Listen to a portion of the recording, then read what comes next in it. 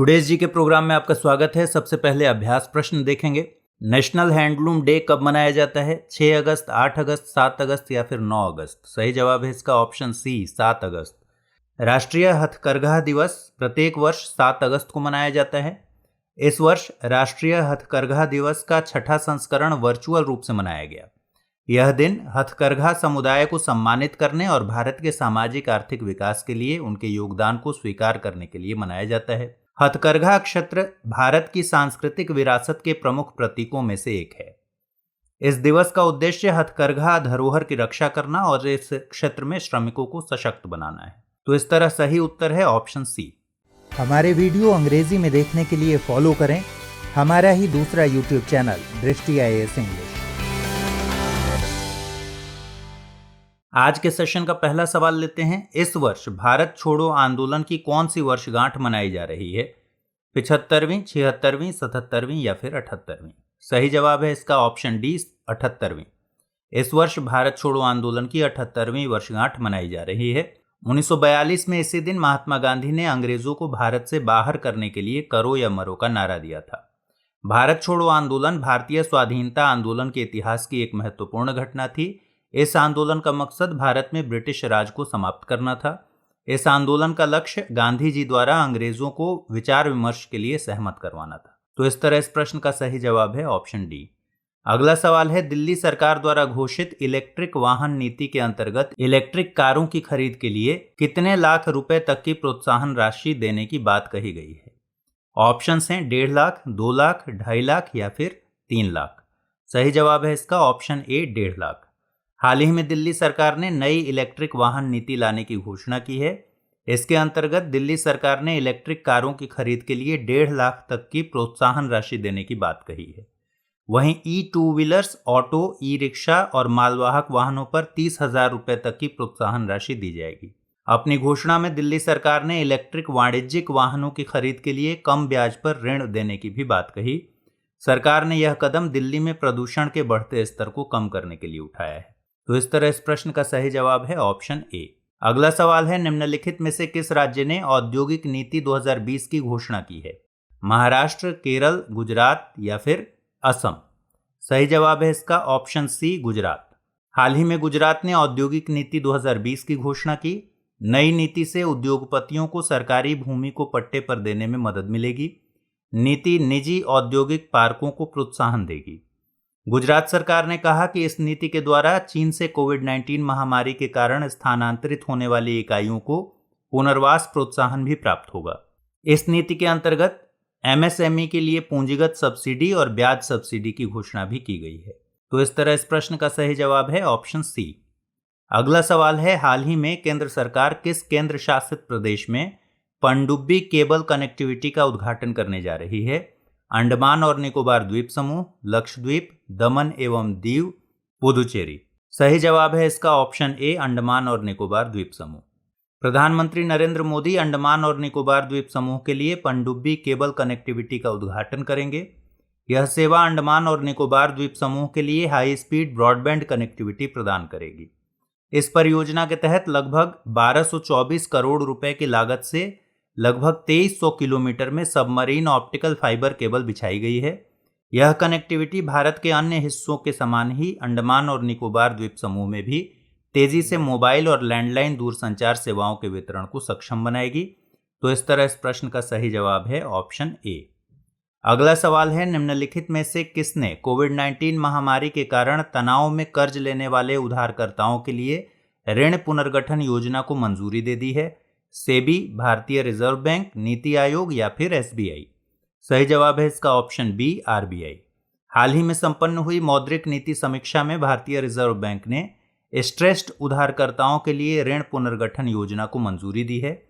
अब एक special window के जरिए कंपनियों और व्यक्तियों के लिए ऋणों का वन टाइम पुनर्गठन किया जा सकेगा। इस वन टाइम पुनर्गठन के तहत केवल वे कंपनियां और व्यक्ति पात्र होंगे जिनके ऋण खाते 1 मार्च 2020 तक 30 दिनों से अधिक समय के लिए डिफॉल्ट नहीं है।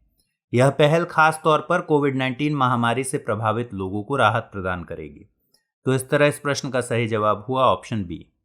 अगला सवाल देखते हैं, निम्नलिखित कथनों पर विचार कीजिए। विषुवत रेखा से 66.5 डिग्री उत्तर की कोणीय दूरी आर्कटिक वृत्त कहलाती है।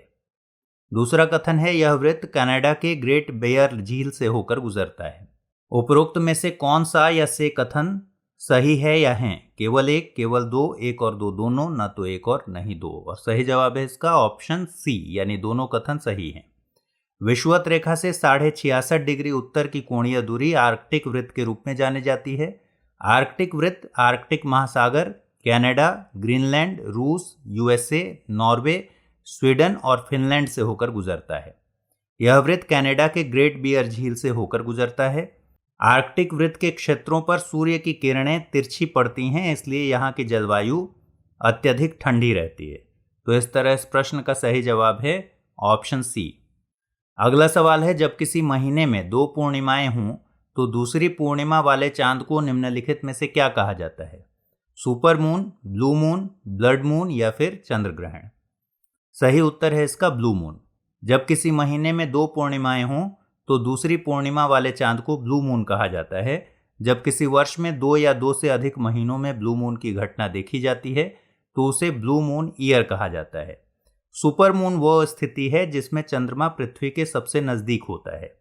ब्लड मून की स्थिति तब बनती है जब पूर्ण चंद्र ग्रहण के समय सूर्य और चंद्रमा के बीच पृथ्वी आ जाती है और इसकी पूरी छाया चंद्रमा पर पड़ती है।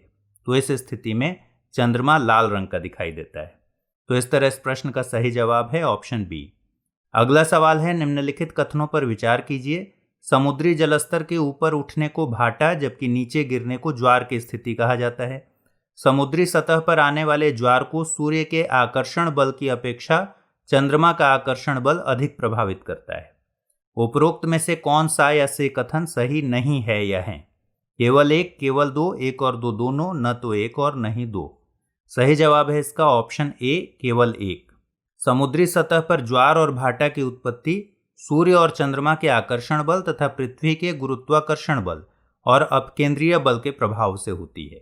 समुद्री जलस्तर के ऊपर उठने को ज्वार जबकि नीचे गिरने को भाटा की स्थिति कहा जाता है। समुद्री सतह पर आने वाले ज्वार को सूर्य के आकर्षण बल की अपेक्षा चंद्रमा का आकर्षण बल अधिक प्रभावित करता है, क्योंकि सूर्य की अपेक्षा चंद्रमा पृथ्वी के अधिक नजदीक है। तो इस तरह इस प्रश्न का सही जवाब है ऑप्शन ए। अगला सवाल, ऐसे पठार जो चारों ओर से ऊंची पर्वत श्रेणियों से घिरे हों निम्नलिखित में से क्या कहलाते हैं?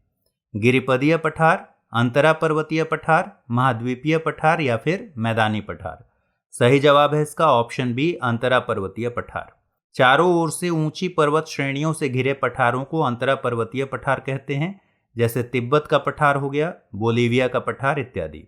ऐसे पठार जो पर्वत की तलहटी में स्थित हों और जिनके दूसरी ओर समुद्र या मैदान हो उन्हें गिरिपदीय पठार कहते हैं, जैसे पैटागोनिया का पठार।